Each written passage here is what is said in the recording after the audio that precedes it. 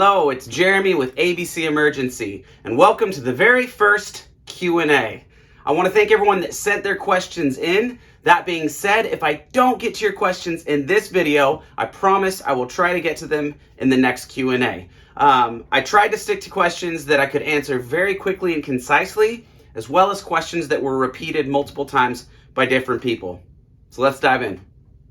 All right, here we go. This question is from Michelle.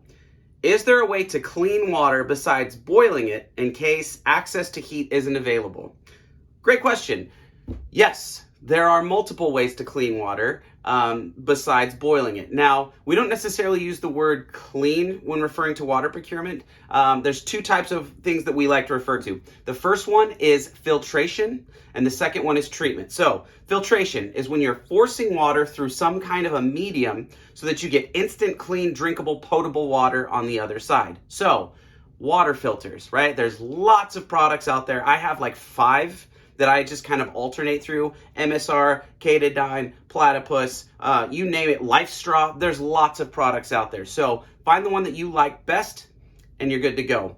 The next thing is treatment. So treatment is when you're causing some kind of reaction within the water itself so as to kill the bacteria and the viruses so that it's safe to drink. Now the thing with this is if you don't have a good filtration system, you might still have some sediment in the water, but theoretically it's safe to drink. So there's chemical treatments like iodine, non-flavored bleach. You can use UV light, so like Steripen. So there's lots of options out there. The thing to remember with these are they're very seldom a quick process. They do take some time. And again, there might be some leftover sediment in there.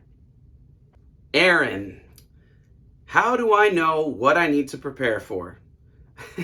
This is a good question. It's very broad, right? There's lots of things you need to prepare for. I think there's a handful of emergencies that everyone should be prepared for. That being said, if you live in a specific area and you know it's prone to certain types of disasters, that's what you should prepare for. And if you don't know, then you need to do a little bit of research. I would suggest, a quick Google search could probably turn up a lot of answers.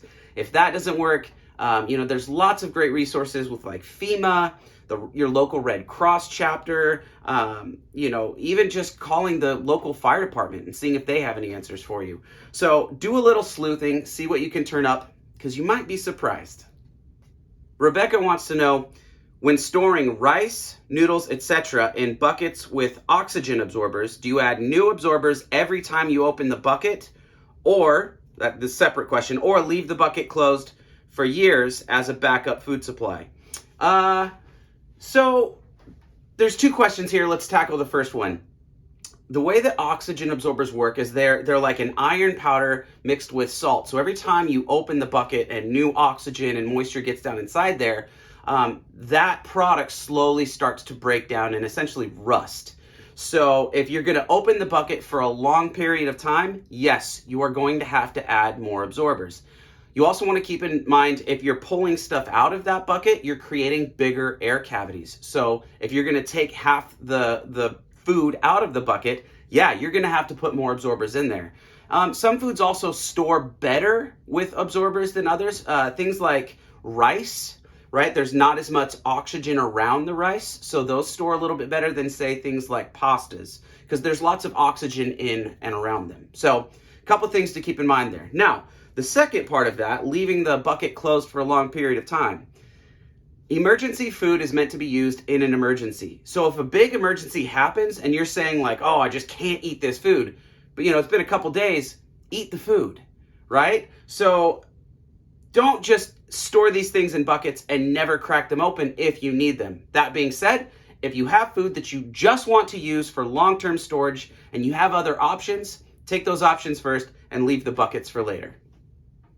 Oh, I know I'm going to butcher this name, but I believe it's Kyla. What is more important, the emergency plans or emergency kits? Kyla, that is the $1 million question, isn't it?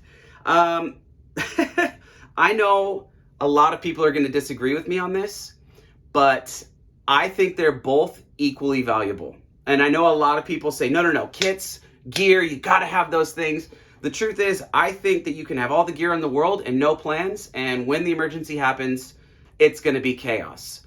So I would say don't focus on one or the other. I'm a big believer in starting with the plans so that as I add gear to my kits, it complements my plans. But don't just have a plan and no gear, right? So go back and forth. Have both of them. Treat them as if they're equally valuable so that way they work together. This question is from Dylan. What are some good foods that can store for a long time, like years? Well, when it comes to food storage, there's lots of products out there that will store for a long time, right? They have a long shelf life. A lot of people kind of stick to like the rice and the beans because they store for a very long time.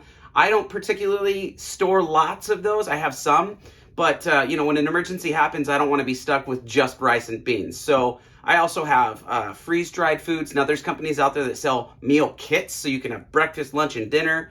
And those freeze-dried options will last a long time. Depending on what brand and what product, they can go anywhere from 10 to 20 years of storage time. So those are good options. As far as like just what you have immediately on hand, I would say stick to things like canned goods, boxed goods, things that will store in your shelves for a decent amount of time, as opposed to the things that you would put in your refrigerator or freezer. All right, everyone, thank you so much. This is the end of our very first Q&A video. If you have any more questions, please drop them in the comments below and I'll try and put them in the next video. Also, if you like this video, subscribe so that way every time we put out a new video, you know what's going on. All right, guys, we'll see you on the other side.